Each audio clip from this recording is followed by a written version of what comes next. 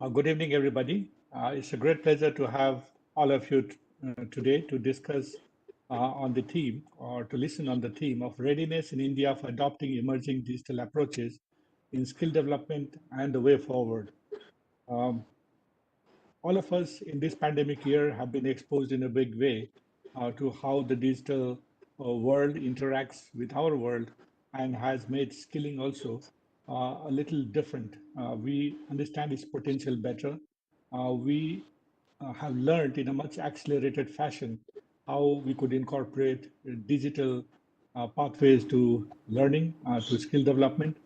So therefore, I think the um, thought process today for having this discussion was to get a deeper insight into what kind of approaches are emerging and how should we be looking at it, in what way could we adopt it. And we have, of course, initial keynote address from Mr. Ramadorai, and all of us have, I think, good knowledge about his capabilities and his deep knowledge about this issue. I want to mention specifically that the digital approach within NSDC, when we had taken up, was through an arm of TCS ION, which had been discussing this in 2015-16, and eventually we ended up with eSkill India. So in some ways, the initial conceptualization of having digital platform was as early as 2015-16, though it took us time to fully grow it into its current position. And at that point of time, the chairman of NSDC was Mr. Ramadorai. So therefore, all thanks to him, that today we are having almost 1 crore folks actually who visit our websites are then going to our partners. Our partners, some of them are present today, Simplilearn, and then Microsoft. They all have the courses within the eSkill India platform that we had developed. So the idea was that we have a keynote address from him. We get his words of wisdom in the beginning about this important issue. And then we have three panelists with whom we thought we will hear for about 7 to 10 minutes and then have question answers following that. And the three panelists are Namita Datta, who is the program manager for solution for youth employment in the World Bank. Earlier she was in India in the Indian Administrative Service. She's a PhD from Cornell University. Then we have Indrani Choudhury, Chief Learning Officer from Microsoft. She works in a company which is globally well known and works in the Indian context. So therefore, while Namita brings the global knowledge, Indrani will bring the global knowledge applied in the context of India. And Krishna Kumar, who is the founder and CEO of Simplilearn, one of the 40 under 40 CEOs and a continuous 3 years, I think several times by several magazines actually.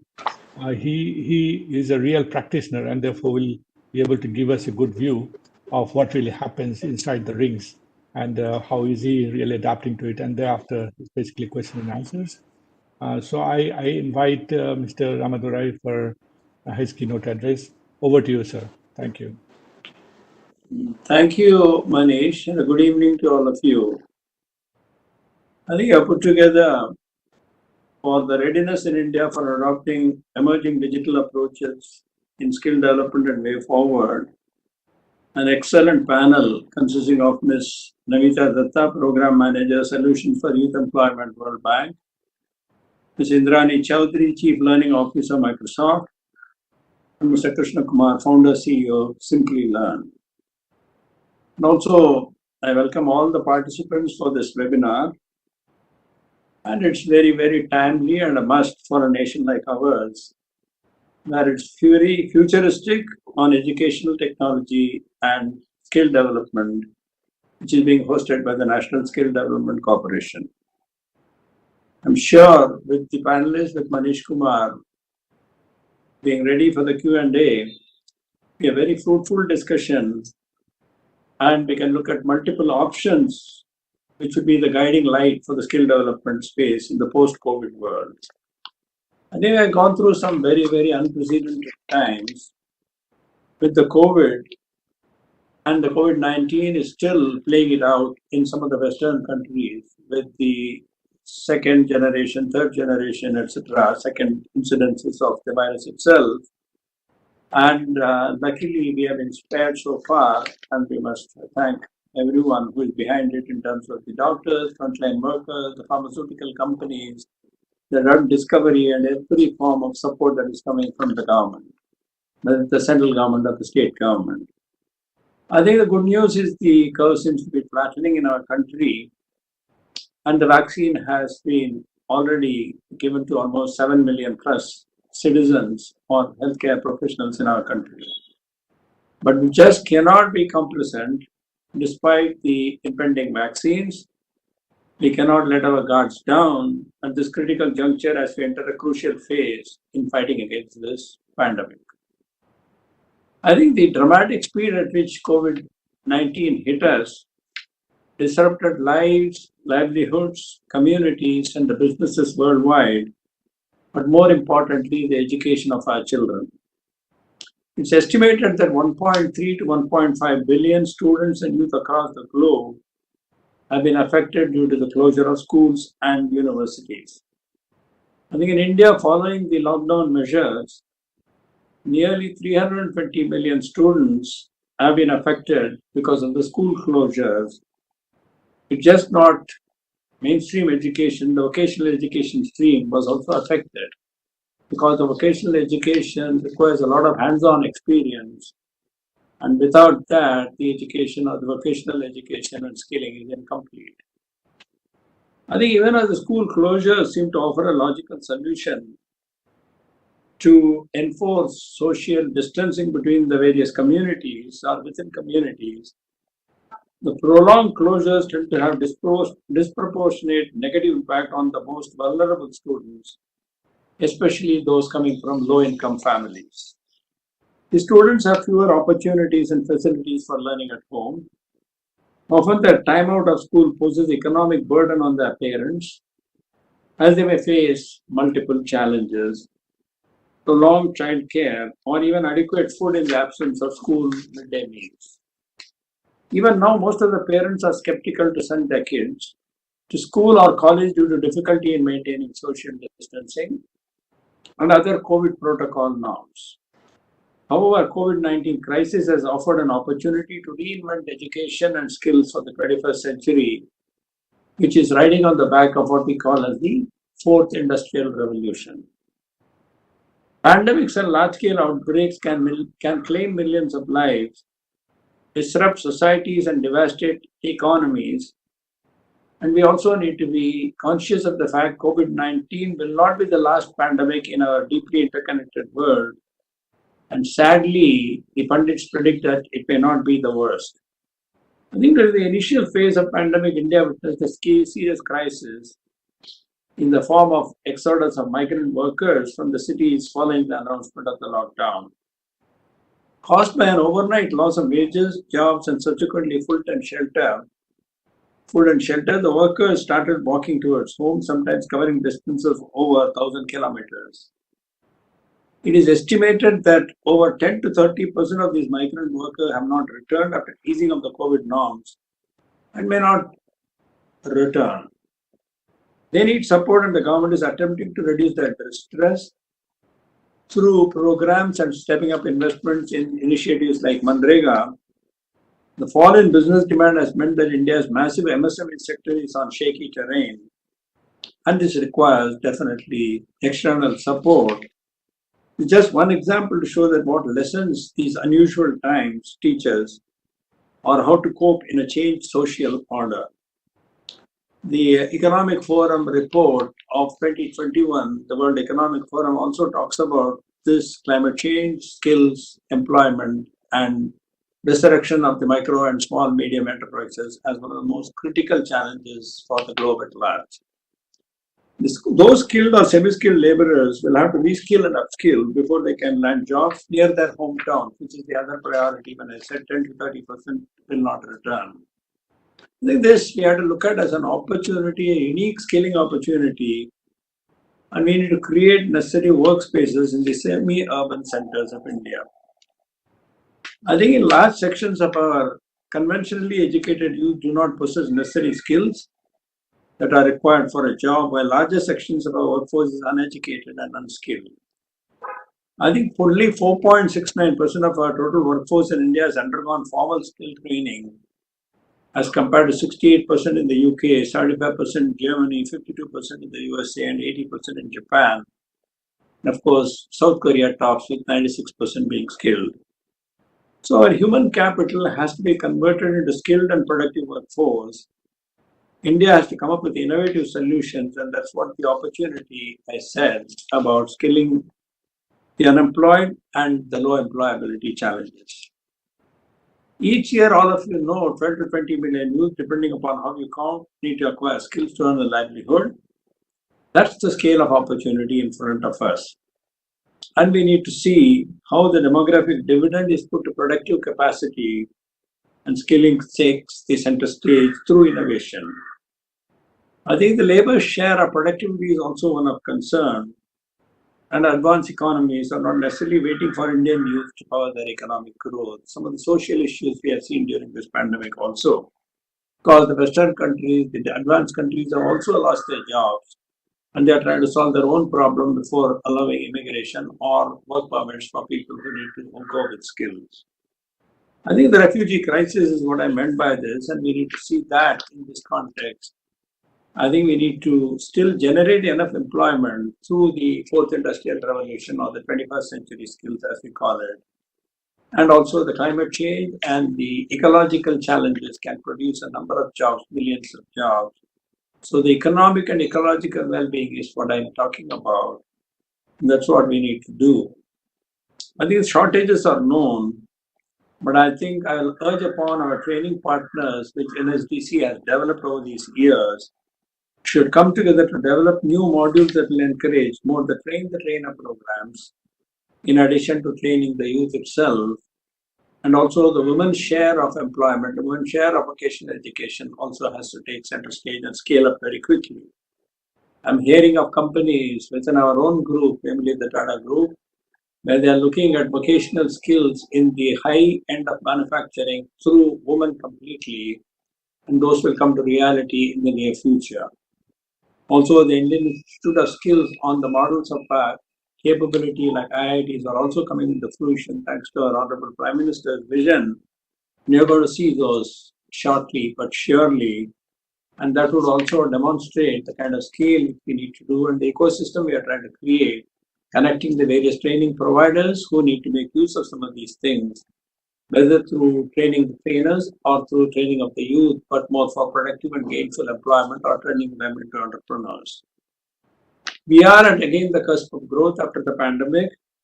Whether we call it a V-shaped recovery, W-shaped recovery, does not matter, but at the end of the day, there's an opportunity. Also, programs like the Atmanirbhar Bharat and the spread of internet via fiber across to the panchayats, skill education will see a transformational change. And artificial intelligence and automation of work will be at the center stage, and it will reimagine the whole skill development and education.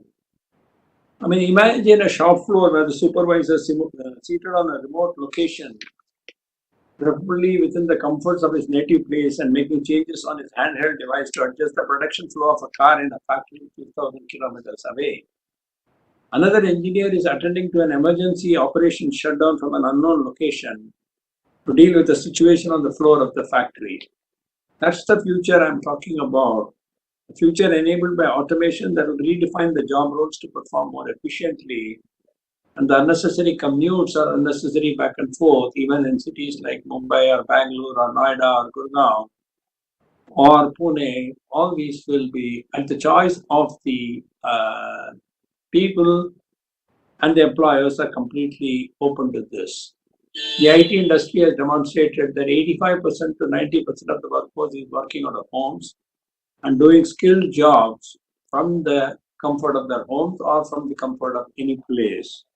Any place, anytime, anywhere is going to be integrated into the workforce of the future. And that's by choice of the workforce and the choice of the organizations that employ them or that contract them. The gig economy is also going to play a very, very critical role, where you don't have to work a full-time job, but you can be working on demand with the kind of capability, skills.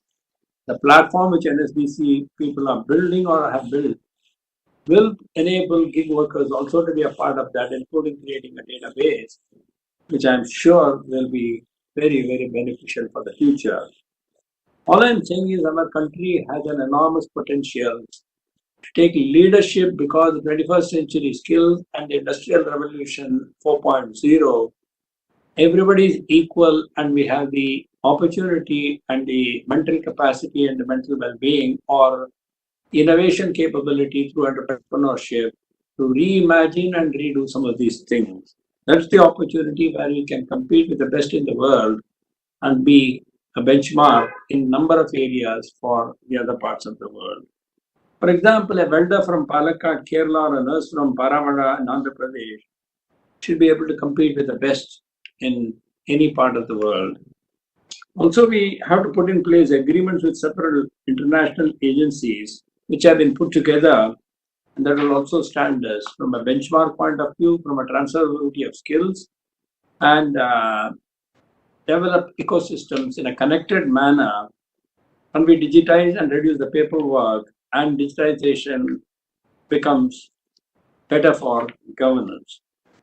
I think NSDC has always led the way by bringing in new training and assessment partners, create new training centers, and bringing in the industry support through a number of sector skill councils. The national occupation standards, qualification packs were created to reflect both Indian realities and the aspirations of our youth. I think the reach and presence, I think all of you will know, 11,000 training centers, 10,950 to be precise, across 28 of the Indian states and 7 union territories. I think what NSDC has achieved, I must compliment the leadership led by Manish Kumar. But at the end of the day, the board has been very supportive. The board has had encouraged international partnerships, and they have opened expertise to global flowing in to improve our training methods and standards. I think the government tenure when I was there opened my eyes to the real India through my travels to remote corners, whether it was Northeast, whether it was Jammu and Kashmir, or further down the southern India. Young people, women, parents, I was initially concerned with their problems, but as the young people, women, parents, they were convinced, and we also had the House of Tatas responded in a very strong way through a skilling initiative, what we called as the Tata Strive, which has impacted more than 2.5 lakh youth. But then it combines pedagogy, methodology, and technology. And digital training was experimented by a phygital model, which I mean is physical and digital training for courses like BFSI or F&B, food and beverages steward. I think the COVID crisis catalyzed the use of digitalized skill development organization, but left with no choice but to move into the digital space. I think as chairman of the Tata Institute of Social Sciences, we too saw a potential of enhancing and enriching the university system through what we call as a vocational education, the National University Student Skill Development Program that was implemented by TISS, one such scalable model, so that the student, even while they are performing or pursuing a bachelor's course, they are able to take credits, whether it is credit, diploma, or advanced diploma, in the occasions of their choice. I think thousands of colleges in the country get connected through this program, and it addresses the employability or unemployability of graduates in our country. But an employable youth with the degree courses plus the diploma in a skill of their choice makes it very compelling for anyone to get employed and anyone who can follow the passion in addition to the degrees which are there. I think the connectivity through the smartphones, access through the broadband, access to the panchayats are all going to give us enormous amount of capability where the digital model will become a way of life. And then the organization will build a workforce that understand the culture and dynamics of what we call as the 21st century skills. I think disruption we have to be prepared for. Disruption is what creates the opportunity for thinking and reinventing. And disruption is what creates the entrepreneurship energy in our country. There are ample methodologies, and the government and the state governments are putting their effort behind this. Every youth I mentor or meet with these days, We're only asking that please vet our ideas, help us with the market connect or the marketing strategies, and more importantly, brand building not for India alone, but brand building for the world at large. I think you see advances in the field of AI, robotics, 3D printing, Internet of Things, and cyber systems, medical systems. These will definitely create prosperity and the newer jobs. I think newer framework needs to be created for the newer jobs, but more importantly, cognitive skills like critical thinking, emotional intelligence, and empathy, management and leadership, relationship building, and most importantly, collaboration, which is absolutely critical. Flexibility in learning and flexibility in collaborating. No one is going to lose out because he or she shares the knowledge or learns from others. We are in a world where hierarchy has no place and we all collectively learn from each other or share with each other. Transparency, openness for the common good is what I'm talking about, and that's what we need to work on. Basic science, technology, engineering, and mathematics, in addition to the other forms of liberal arts, are critical, and multiple skill sets are going to be there. And team playing and supporting each other is absolutely the 21st century requirement. I think the organization of work, how it is to be done at the shop floor or within a corporation, is another important facet, which I would strongly encourage. I think our National Education Policy 2020 is a very progressive one. It has taken a lot of inputs from the corporate, from the colleges, from the schools, from the teachers, and more importantly, the beneficiaries. And it was led by nobody other than Professor Rangan, who is one of the most prominent scientists of our country and defined the challenges of the space research, space programs in this country is currently known for. I think the NEP also provides students of middle level should be exposed to hands-on training in vocational skills, whether it is carpentry, plumbing, electrical repairing, horticulture, pottery, embroidery. I think the policy has set the target of providing vocational skills to at least 50% of the students by 2025 in such a way that the vocational skills acquired at school level may be further extended to higher education level, depending upon the requirements and the needs and passion of individual students. I think the day is not far, like I said, with the entrepreneurship energy, where the Indian youth will be seen as a potential job provider through a set of vocational, employable, and entrepreneurial skills imparted to them at different stages of education and training. It's not necessary to go through that stream continuously, but you can choose when you want at a time and place. And that's the power of this digital model. And the startup ecosystem is also absolutely at the, it's growing by leaps and bounds.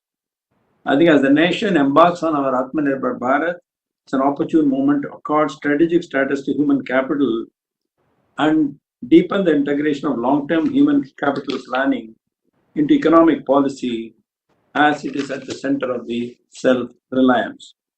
I think, like I said, after years of anticipation and considerable amount of hype, fifth generation wireless networks are finally becoming a reality. 5G could affect our lives more dramatically than any technology shift since the internet itself, because 5G enables us to realize the potential essentially of a fully connected world, and more importantly, a fully connected India across the length and breadth, east, west, north to south, whatever you may say. The arrival of 5G will accelerate the implementation of vocational education, in my opinion, and it will potentially be a game changer. 5G could serve as a bridge between augmented reality and real-time classrooms for all, real-life classrooms for all ages. Lifelong learning could reach new levels of productivity with holographic instructors and concepts that emerge from textbooks and videos and become immediate reality, which are happening as we speak. So in end, the possibilities are immense. The technological revolution that is transforming the way of teaching and learning and collaboration itself is getting redefined for common good. When I say common good, the social disparities, the haves and the have-nots, access for a few, whereas access to many is the mantra we need to practice.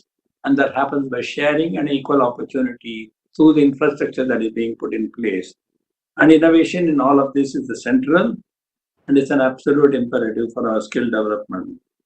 Transformation of vocational as well as mainstream education will surely not come from traditional approaches like building more institutions.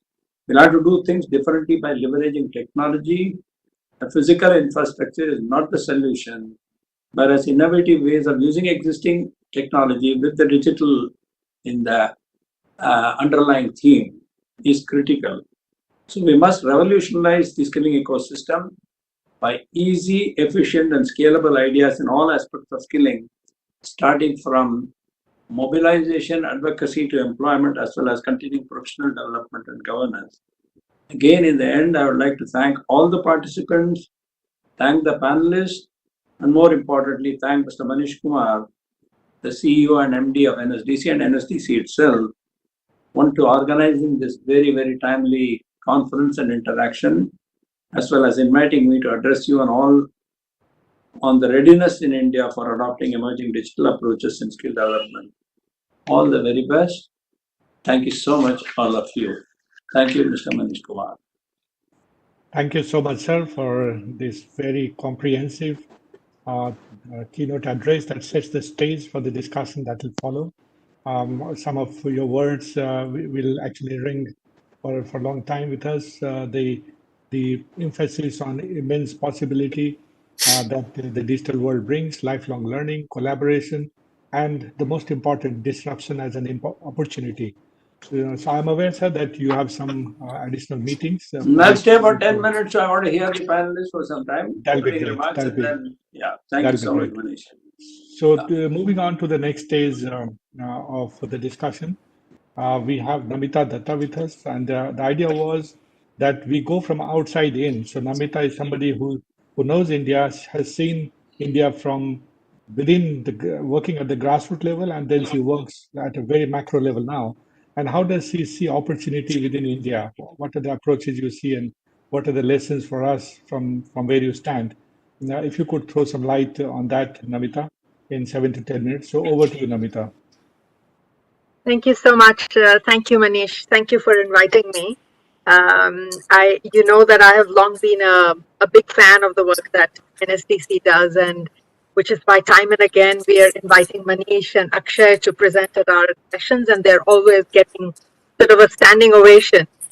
Just because I think what you're doing, just from my perspective, from a global perspective, what NSDC is doing is really, what should I say, ahead of the game. You're really ahead of the game, and are actually examples for the rest of the world. So really, this is so as I was thinking about what I would say at this webinar, I realized I don't have probably a lot of anything probably new for especially this audience, because as I said, you're already ahead of the game. I'll share a few insights globally, and I was under the impression that I should have a few slides, which I'll try and present. Just if you can bear with me for a minute. Can you see my screen? Yes, we can. Namita, please go ahead. Okay.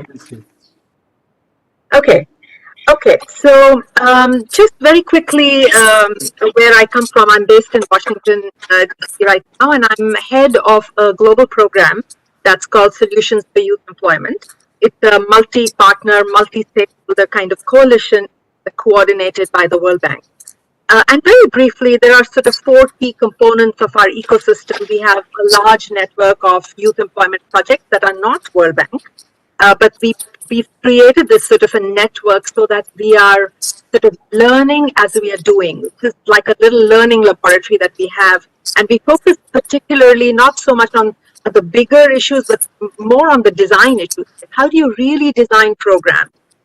So the impact portfolio is a set of innovative programs that we selected, and this is our little learning laboratory. We also have an advisory council, so about 30 to 40 companies have joined us. A lot of them are the big tech players.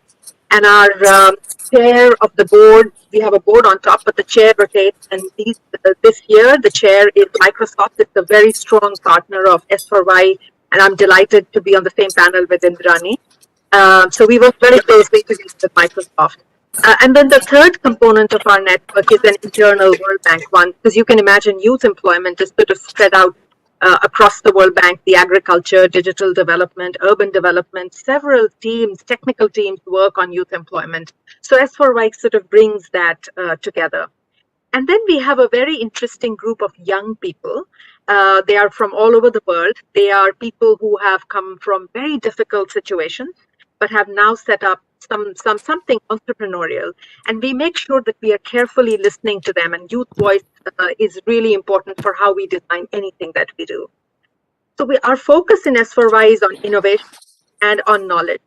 Now, why innovation? So the reason we decided that we need to really focus on innovations as they're happening on the ground is because we did a very detailed stock take of evidence from impact evaluation to find, to really understand what's working and what's not working. After all, as a development community, we have invested quite a bit of resources in youth employment programs. But have we really solved the problem? And it was a very disheartening finding. We found that 70% programs, this is across the world, have had actually zero impact on youth employment. Only 30% had any impact. And even there, the impact was really tiny and it disappeared after a few months. So very, very disheartening news for us. So it was clear to us that we need to rethink how we think about youth employment. So as we dug a little bit deeper, it was clear that a lot of organizations were designing youth employment programs by only thinking about what we call the supply side. Supply side means training, counseling, mentoring, and they think that, you know, when we design a supply side program or a skills or training program, we've solved the youth employment problem. But it is important to have really strong, very, very good training, but it isn't enough. And what we realized was that we were missing the demand side. And by the demand side, really the private sector. So unless the private sector itself is growing and creating new jobs, you may roll out the best training program in the world, but it isn't going to solve the employment problem. It may address employability, but not employment. And so we've put together guidelines where we are encouraging governments to think about this more holistically, to really make sure that their training and supply side is very, very strongly linked to the demand side. And this is where what NSDC has done is brilliant, because the way you've structured yourself, you've sort of structurally incorporated the demand side in how you're designing the supply side, which is why we keep turning to NSDC as an example, and we've sort of shared this example across the world in terms of how one should think about it. So let's think about skilling for a minute. Let's talk about that. Now, the demand side, and Mr. Ramadorai actually completely recapped it so brilliant. So technology is completely changing our worlds, right? I mean, this famous statistic that 65% of our kids who are entering school today are actually going to be doing jobs which don't even exist today. That's how rapidly our worlds are changing. Jobs are coming up, but jobs are changing. I don't want to get into the details of it. All of you are aware that this is really a rapidly shifting world.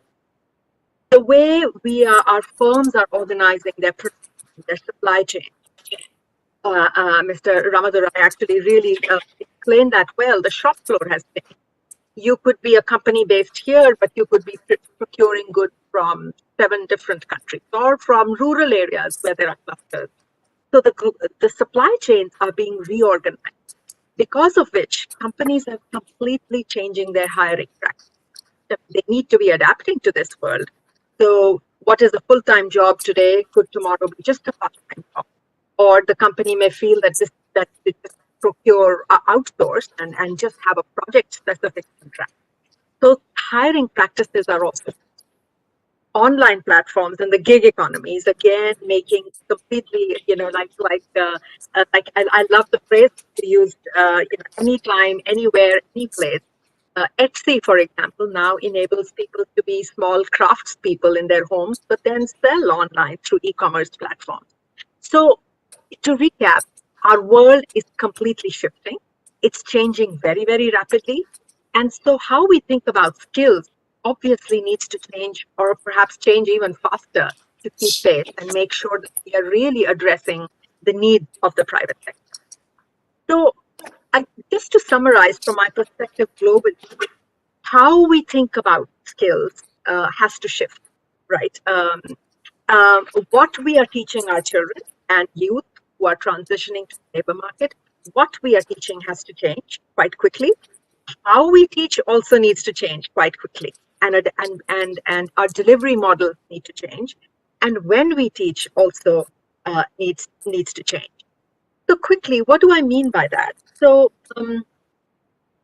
what we need to teach. It is clear to anybody, I guess, who's part of our discussion today, that digital skills are now absolutely foundational. I mean, they are not just foundational to have a job.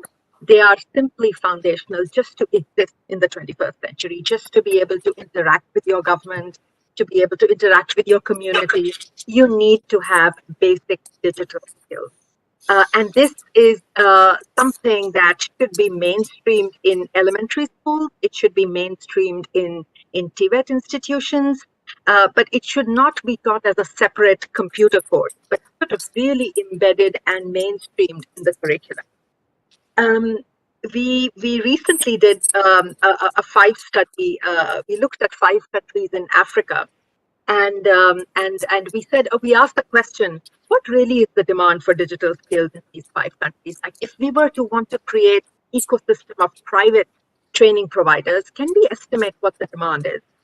And we found that, I mean, but in India, of course, this is many times larger, but just to give you a sense, it's 11 billion. 11 billion is the size of that market, of which 8 billion actually comes from business to business, business to government, and a smaller percentage is business to consumer, especially the affordability issue if you think about private training providers.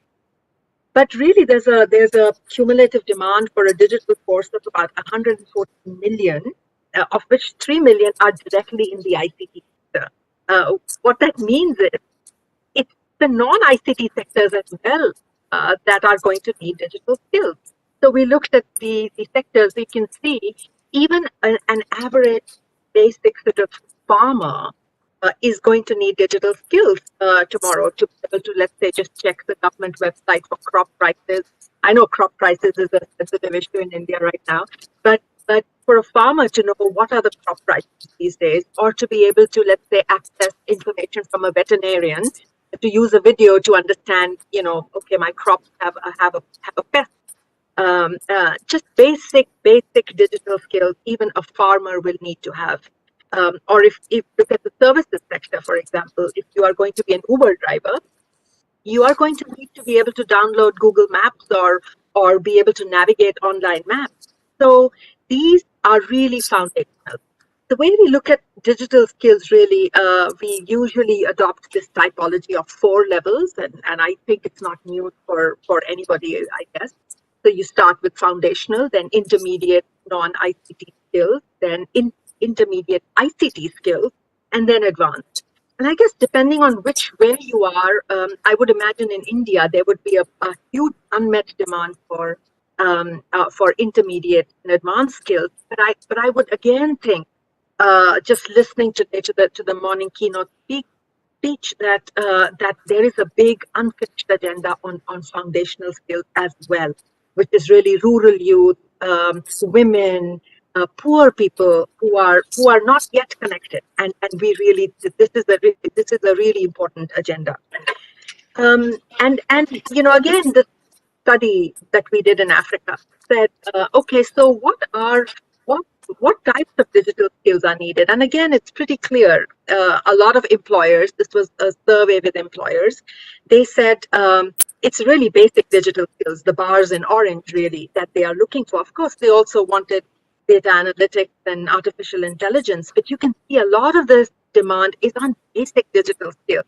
The ability to write an email, the ability to go online and do a search, or to draft a Word document. I mean, some basic skills are the most critical needs. But it's not all digital. Again, just referencing speech today, soft skills are becoming even more important for employers, right? I mean, the ranking of this would be different in different countries, but I don't think you will disagree with me when I say critical thinking, communication, problem solving, teamwork are really critical. But two skills, and COVID has shown us that these are becoming and going to become even more important. Two soft skills are going to be adaptability. Just your ability to land on your feet, to change as the world is changing under you, is going to be extremely important, not just for us as employees, but also as training institutions. We need to be agile and adaptable. And the second skill, that soft skill, is the ability to learn how to learn. Just learning how to learn is also going to be an important skill. And I believe Coursera, for example, has just introduced another course on learning to learn, because that's going to be an important skill too. But of course, what kind of digital skill you invest in as a country will have to be on a careful demand analysis, and a quick one, because you can't anticipate more than a few years, because the world is shifting under our feet. And this is just to give you an example of how detailed we did the study in Africa. We went into the sort of different sectors and tried to estimate what kinds of demands they have on demand they would have in the coming few years. So how to teach? So a little bit on what to teach, I gave sort of from a global perspective, but how should we be thinking about our delivery model? And I'm talking particularly from a youth employment perspective, not so much the core education, but really TVETs and training institutions for youth who are transitioning to the labor market. And the big message for us across the world, and this really came through during COVID, is flexible and blended.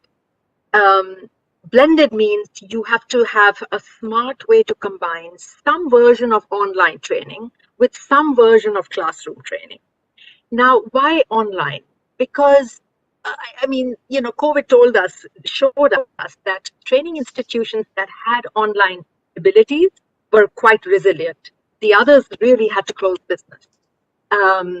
Now, online, if you are going to teach youth people in an online learning way, the very act of learning online is going to teach them some basic digital skills, which are going to be important for their jobs. But particularly as we are doing research, particularly on access to digital jobs for women and for people with disability, these are two groups that we've done a lot of research on recently. We find that having the ability to access a learning module at home while you are looking after children, for example, if it's a woman, is really important. And it could also reduce the cost of programs and allow programs to go to scale. But let's not throw the baby with the bathwater. I mean, I think going online is all great and has a really important advantage when you want to reach scale. But the classroom component is also quite important. Youth, would tend to get distracted when they are home. So just to be able to come to a classroom can bring them back to focus. Some youth may not even have access to the internet, so just the classroom would be important. And also, interestingly, we are finding that there's now hardcore evidence on this, that when there is an epidemic and there is sort of a situation where we are asking people to be locked down, domestic violence rates go up. So really for women, it's a nuanced issue. Like they would like online access where they can learn from home, but the ability to go to a classroom where you may have a community or a peer group is also important. And simply isolating them sometimes has had an increase in domestic violence. So sort of a flipped classroom model where you are somehow teaching the theoretical aspects online and you come to class when there is something more hands-on, or let's say you are doing a project with an industry leader, is the kind of model that's working quite well. Now, Commonwealth of Learning, I was quite impressed. I saw how they were teaching even something which I thought you couldn't teach online, like carpentry and welding. They were now being able to develop sort of online modules for that. But also, I think we have to very, very carefully offer not just e-learning, but m-learning, so something that somebody can access on their phone. Given the fact that the mobile penetration rate in India and a lot of developing countries are so high, we have to take advantage of that. Something that you can access on your phone is going to become really important. Also, I think you have to really think very carefully as we use these blended models to think about those who tend to get left out. Rural youth, women, people who don't have access to high-speed internet. And this is where, we are partnering with some of the bigger companies to see how they are coming up with innovative low bandwidth models. So Microsoft has a really good community training platform. Again, a low bandwidth solution. Accenture used Raspberry Pi for their Skills to Succeed program in Africa. Visa is one of our partners, and I was quite impressed to see how, they have a series of financial literacy training modules. They converted them to bite-sized videos. I was quite amazed how, they were 30 seconds, just 30 seconds. And the idea is that young people are sort of running around a little bit distracted. So quickly, if you're able to teach them something in a bite-sized module, you're going to be able to go far. But also during COVID, I saw interesting innovations were happening. One of our partners in Rwanda, for example, when COVID struck, they quickly adapted to, and they were teaching a lot of rural youth. They quickly adapted, and they interestingly put sort of a multimodal kind of a strategy where some of the basic learning they did through radio, just because a lot of their kids did not have access to the internet. So they taught basic stuff on the radio, but they combined that with text messages, like lesson prompts with a text message, plus a little bit of one-on-one mentoring. So this sort of three-pronged strategy, particularly for youth who did not have access to the internet in the time of COVID, where you couldn't come to a classroom. So it's just being innovative and not forgetting people who we tend to forget usually. And this is where, partnering with Microsoft and some of these large companies where cutting edge innovation is happening on some of these solutions is really inspiring. But I think how we think about blending, just a few sort of thoughts there. The devil is in the detail, right? When you're blending some bit online, some bit classroom, how should we do this? Really important to focus on the interface. I mean, I know it's a really micro kind of a point, but your landing page, if you're teaching kids in rural Bihar, it shouldn't have the image of the teacher who looks like a blonde American, to be honest, right? I mean, you have to have relatable characters, the right language. So really focusing on the interface of your online module. Also carefully thinking that if you're going to go online, some portion online, you're going to, as a training provider, have to invest much more on monitoring rather than delivering the training, just to make sure that you are keeping on track. One tool that a lot of our partners are using is peer support. We find that young people tend to learn much better if it's one of them standing up in front of the classroom. So let's say somebody has done very well in a particular curriculum. Why don't we ask that young person to further teach some of their colleagues? So using this sort of peer training is really important as we design the blend. And then mentoring has become so important as we are moving more to online teaching mechanisms. Mentoring and some kind of a one-to-one interaction has to be designed in the delivery model. I won't go into detail, I probably have run out of time, but when to teach, and this is a big shift now from the human capital development agenda, that this whole model that perhaps I grew up with, or my parents grew up with, that you go to school, you go to college, you do a job, you join a particular organization, you work all your life there, and then you retire. That model is gone. Frankly, it's gone. And we are going to have to change jobs several times in our careers. And so the model for skill development now has to be lifelong training. We have to be lifelong learners because we have to be quickly adapting and shifting and changing. So the ability to learn constantly, not just till you're 20 or 25, but constantly has to be taught and has to be inculcated, has to be the paradigm with which we approach skill development. I'm going to go quickly. So just to say also that really interesting lifelong learning models we are working with in IFC, which is the part of the World Bank that invests in the private sector, has really invested in some lifelong learning models through EdTech. And I won't go into details here, but I think this is an area where a lot of the private sector has could develop good business models. There's a lot of business opportunity here in B2B, B2 government, for having lifelong learning as sort of a paradigm. I'm going to stop here, but I just wanted to say a couple things. So as you know, like I said, we have this learning laboratory. We're constantly looking for new ideas on not just what people are teaching, but how they are teaching. So during COVID, we were looking for what were the new things that were happening, not just COVID, actually, even before that.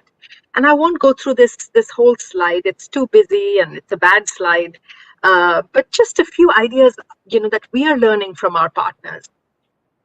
So interesting to see the use of gamification, for example, sort of new technology, use of games, or simulated interactions, which can give young people this real life scenario. So you actually, you can actually, as a young person, see what is the life of a cook. What does it actually mean to be a cook, for example? So those sorts of models are really interesting to be able to help young people navigate to the right careers. And they're coming up quite rapidly. This is an area to really keep a close eye on. We also are finding interesting models where training providers are using insights from behavioral science. So one of our partners, for example, has something they call a fire in the belly test. Like when they take on somebody to train, they do a test on how much fire do you have in your belly. Like as a young person, how driven are you? Because the more driven you are, the better you learn. But also different financial models, interesting what we call pay it forward models that are really doing well, and these are particularly doing well in Africa. So what do you mean by pay it forward models? So we have partners who what they do is they don't charge the beneficiary immediately for the training. They say that you will pay us back once you're placed in a job and you've actually kept that job for 6 months. So there's some sort of a paid back to the organization, but only once you've got a job. So don't charge youth upfront because usually youth don't have that capacity to pay. But also pay it forward in an operational sense. So there are models where you take in a certain amount of beneficiaries, young people, you train them. You don't ask them to pay you for the training. The only condition you put on them is that once they receive the training, they will train another 5 or 10 or 2 or whatever number more people. So sort of help them become digital ambassadors. What this does is it creates a spillover effect, number one. Number two, I think the very fact that you are teaching as a young person, you've just learned something. Now that you're asked to teach it further, it further solidifies your learning. And number three, frankly, it could be another job for this young person who has just been trained. You could be a trainer tomorrow, and that's the job. So interesting models like that. I'm not going to go into all of this, but we're also finding a lot of training programs adopting yoga and mindfulness, just because during COVID, we find one of the biggest hits has been the emotional, mental health of youth. So not to forget that also. I won't. I've already probably gone over time, Manish. I'm sorry, but I'll stop here and happy to answer questions and have a more detailed discussion later. Thanks, Namita. That was really, really interesting, and we didn't stop you because it was so interesting.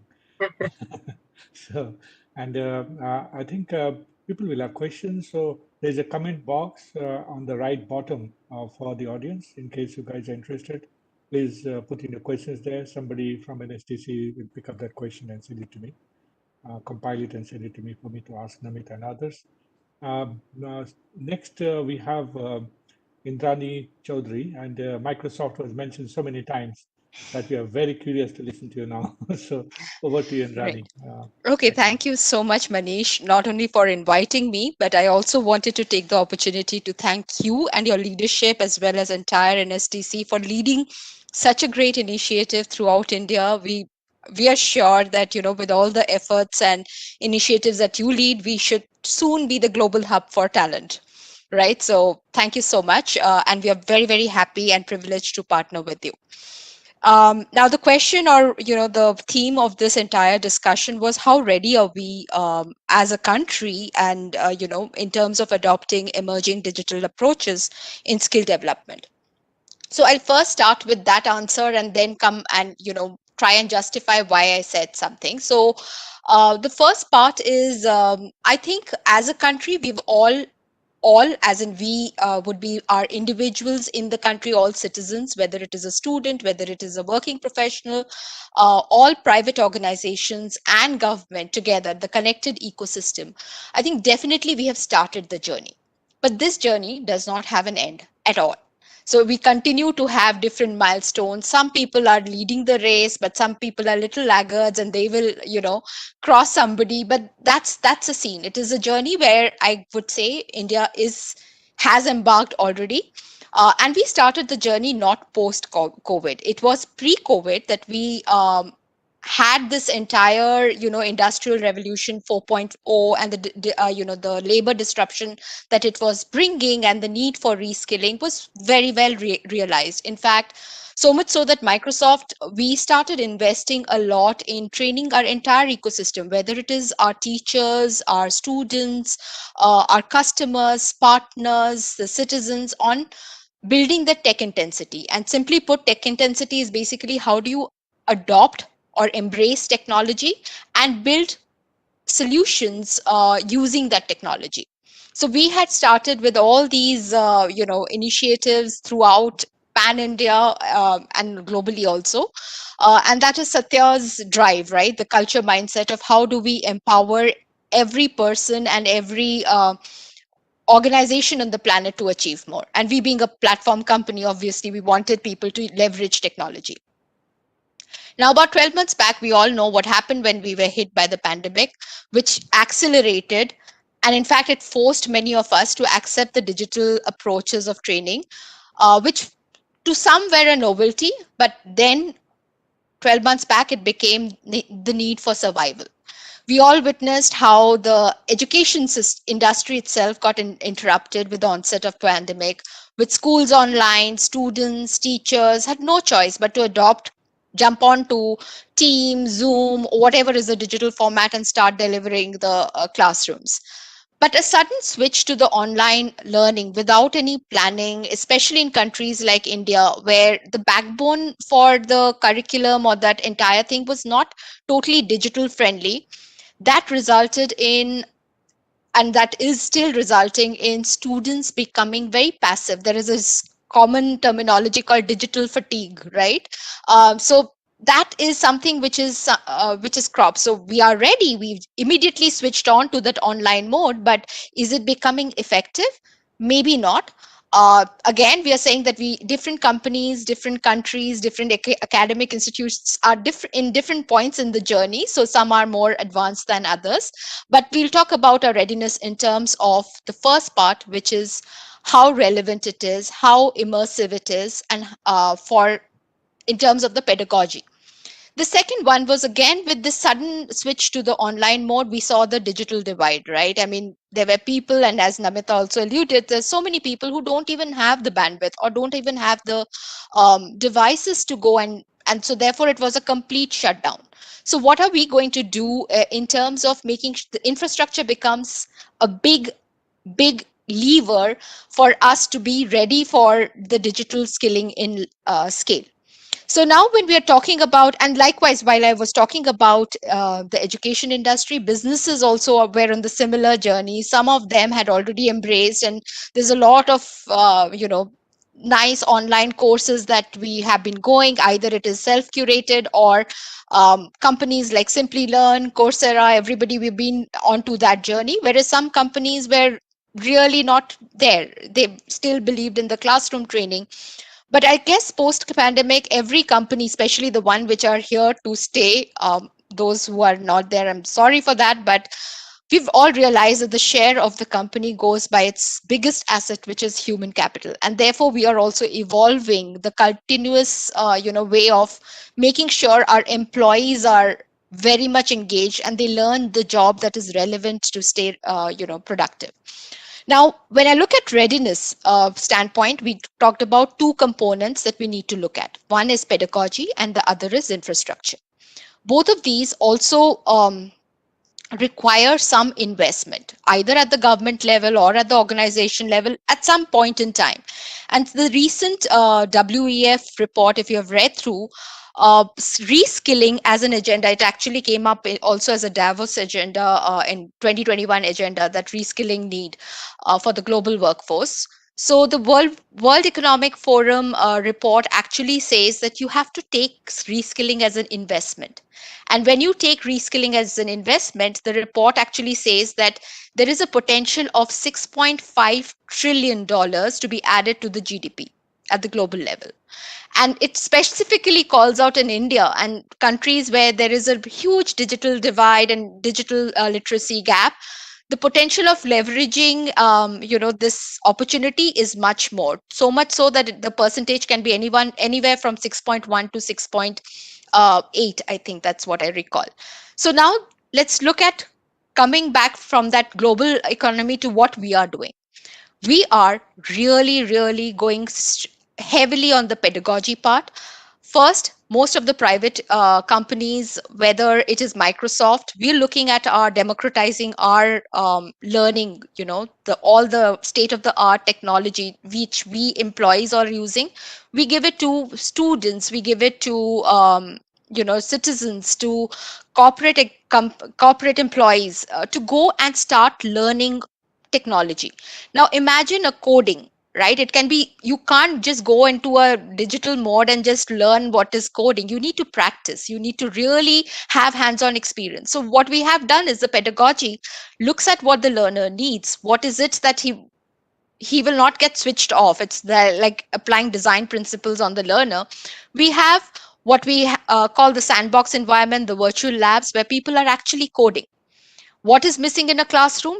You typically talk to somebody and say, hey, is this okay, is that not okay? So we need that interactivity within that, a communication, the collaboration. So we build in the github, if you're aware of, it's like a house of developers with it's technology agnostic. It has 40 million developers. So you have the interactions through the MS Learn itself. You will interact with some coder somewhere, some miles apart, 7 seas apart, and they'll come and interact with themselves.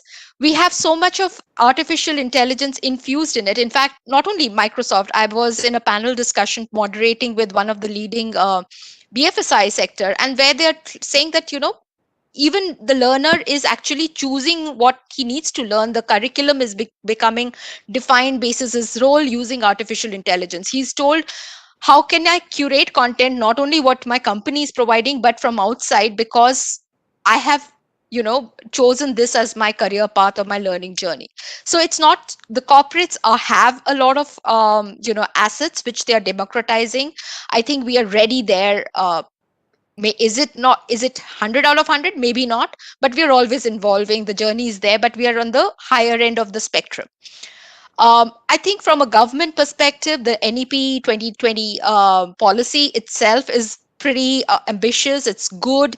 And I think if I look at the union budget of 2021, it's also talking about further strengthening it with a lot of toy learning methodology. So something which is used in the entertainment industry. So how do you really excite the student to stay glued on in a digital world? So I think these efforts from government, the private companies, and I have to mention EdTech because we have Simplilearn also coming in.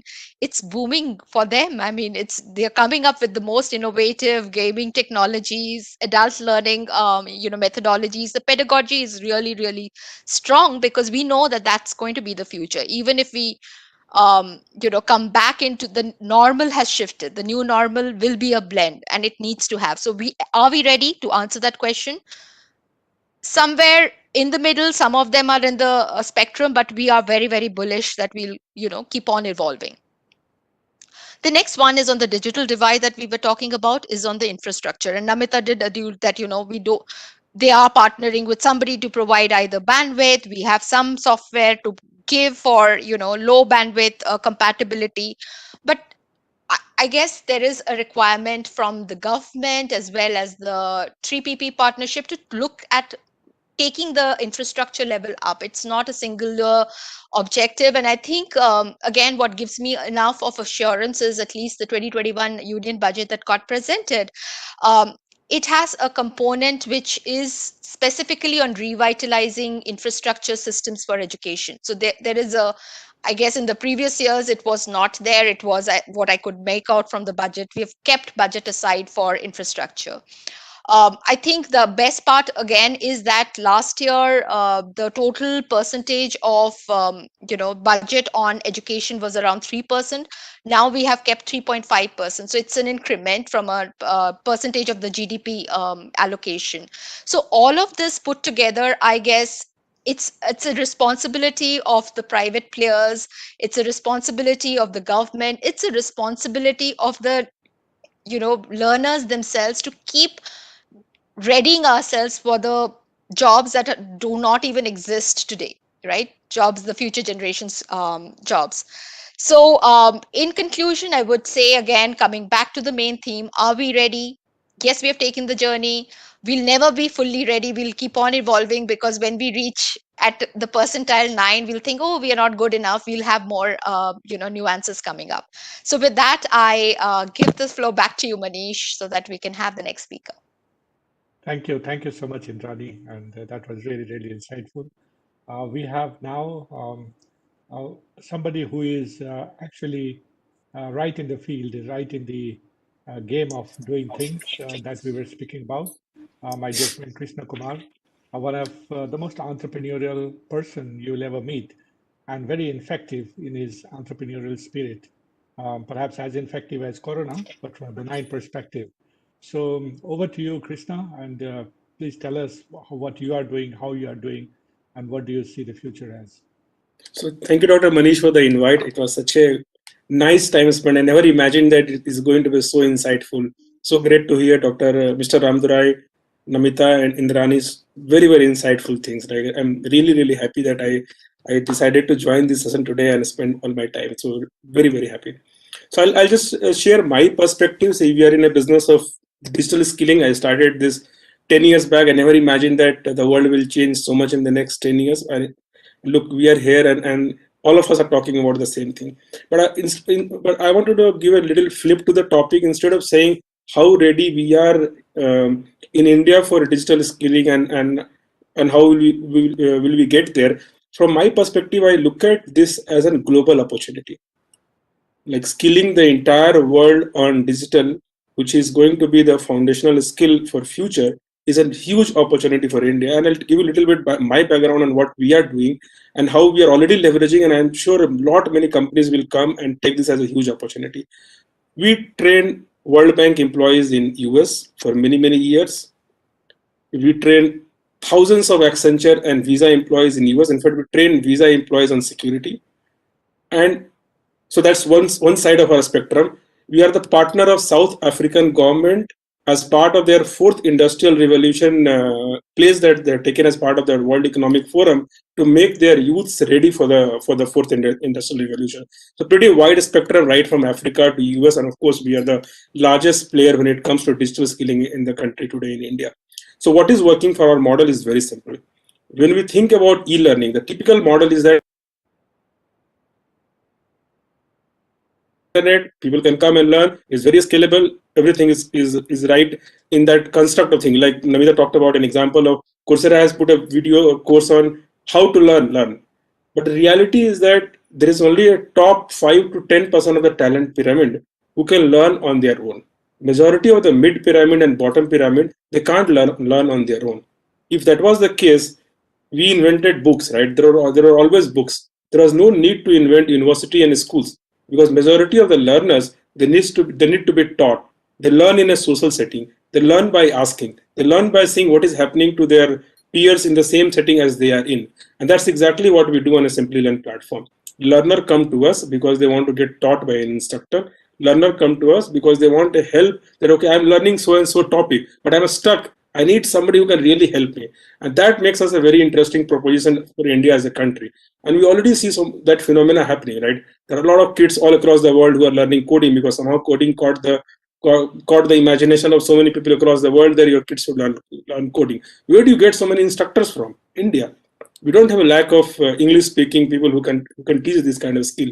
So I strongly believe that getting the entire world ready for digital skilling is a huge opportunity that we have as a country, and in the process, of course, our country will also get trained. So that's one part of what I wanted to talk about. The second thing that I wanted to talk about was that as digital economy becomes more mainstream, as more and more businesses go digital, and they will, it's a matter of time.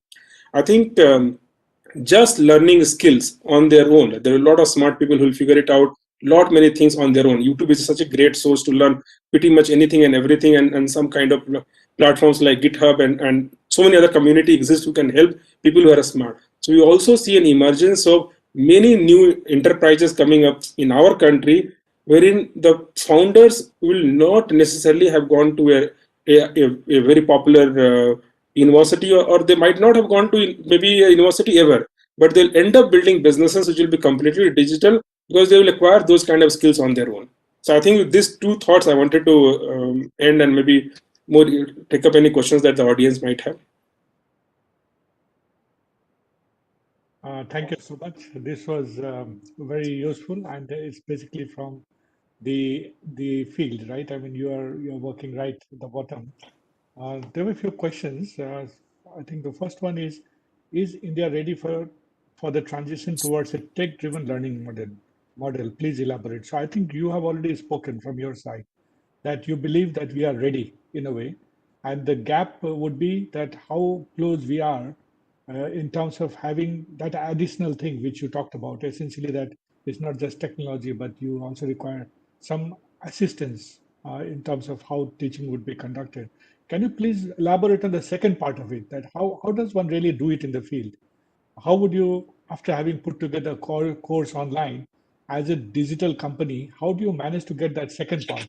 How do you manage to crack that? So if you look at Manish, I think that's where we as a country have an edge, right? As long as you are ready to pay, there are a lot of people who are ready to provide service around that, right?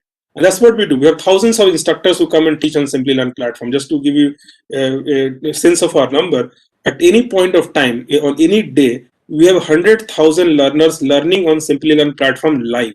It's not that they're going through a video. They are sitting in one or many classes being conducted on Simplilearn platform, and they're learning from an instructor. They're learning from each other. Now, as a country, we don't have lack of people, right? As long as they're ready to pay, there are people available to teach. So I think, and there are platforms doing it, right? Not only in our skilling space, even in the K-12 space also now new models have come in wherein you not only learn from a video, there are instructor-led models that have evolved, and that's what technology has allowed. It was not possible maybe 5-6 years back when the internet connectivity and bandwidth was not that good, but now that's a solved problem. In India also, with the Geo coming, we have this high-speed internet even in every nook and corner of the across the world, who are all across the country, who are available to teach our students in any part of the country. I think the bigger challenge, if you look at the remote towns and villages of our country, is more like access to physical devices and internet, then having availability of instructors who can teach remotely in a live manner. Great. Okay. Do you do any training of trainers? I mean, do you get into the training of trainer part, training your own trainers just to make sure that? Yes, Manish, we have a very extensive process on how to train on our platform. So some part of it is generic on how to train online, and some part is more specific to our platform and what is our pedagogy of teaching on our platform. Okay, great. There is a question for Namita. Namita, the question is about potential funders who might be interested in these kind of changes that's occurring globally.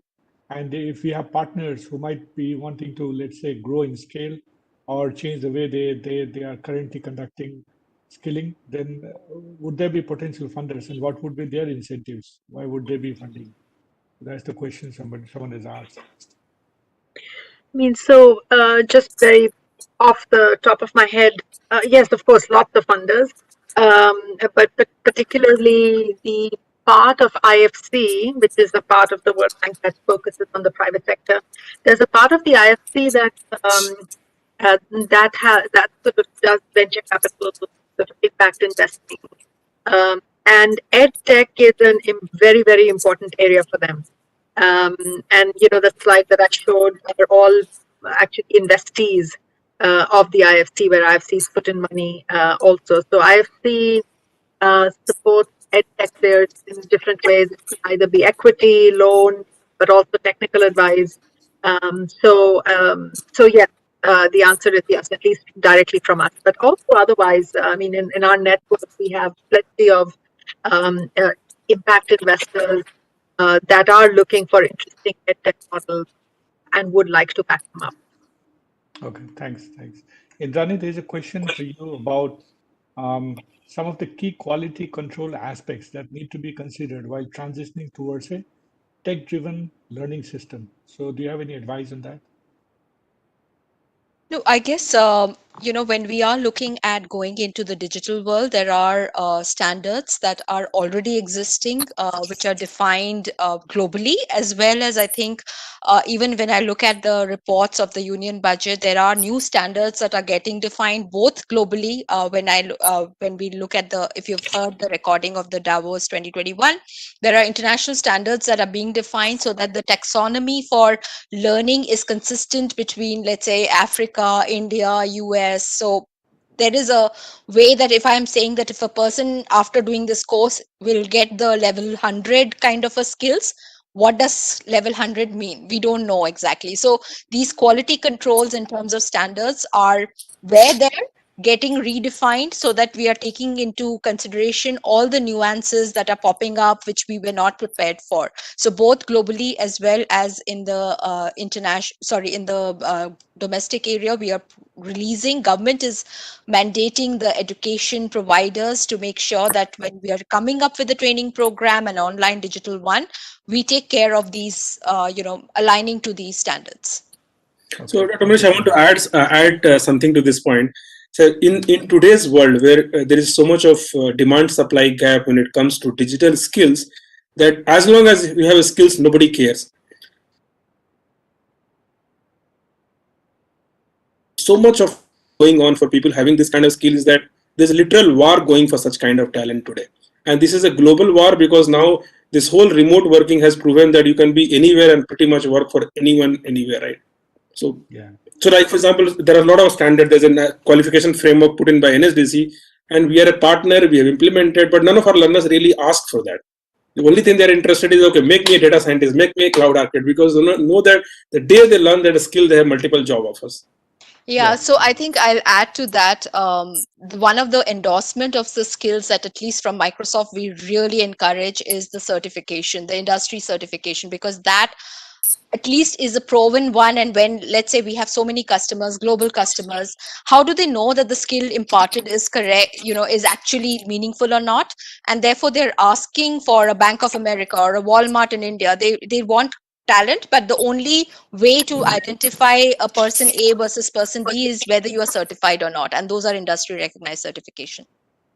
Okay, thank you so much.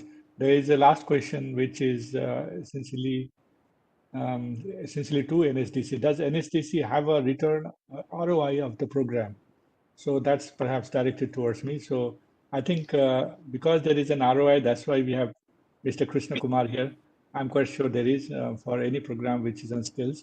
But so far as NSDC is concerned, we look at social rate of return, at the economic rate of return. We look at the externality that is created by digital system. And there I can add that now we have done some analytics, not for the digital part, and digital part will be multiplier or whatever we might have found. We have done such analytics for brick and mortar classroom training that we do. And we have found that for every 1 rupee that we invest in brick and mortar skill training, the return is 4 rupees for every 1 rupee, of which 2 rupee goes to the candidate and 2 rupee goes to as productivity to the industry. So that's is a multiple of 4. And I'm quite sure the return of investment would be slightly lower because you will not count the economic part of it, the externality part of it, but it'll be high enough that there are lots of people who are interested in it and are investing large amount in it. So I think we have exceeded our time because this was really interesting topic to be on, and I really thank everybody for staying back, despite the fact that we are a little late in terms of our closing. My friend Jobin, who has been in touch with you, is very keen to give the closing thank you address. So I'll request him to come over and take the things forward from here. Thank you. Thank you so much, Mr. Manish, and thank you so much to all our esteemed speakers. It was really amazing to listen to each of you. I'm sure all our participants enjoyed the session too. Before we close, I would like to thank all our participants, all our speakers, especially for all those who asked questions. A special thanks to all those behind the scenes who made this event possible. So hope to see you again for another amazing discussion, and thank you, and hope you have a great weekend. Thank you, everyone. Bye-bye. Have a good day. Great Thank you. weekend. Thank you. Thank you. Bye-bye.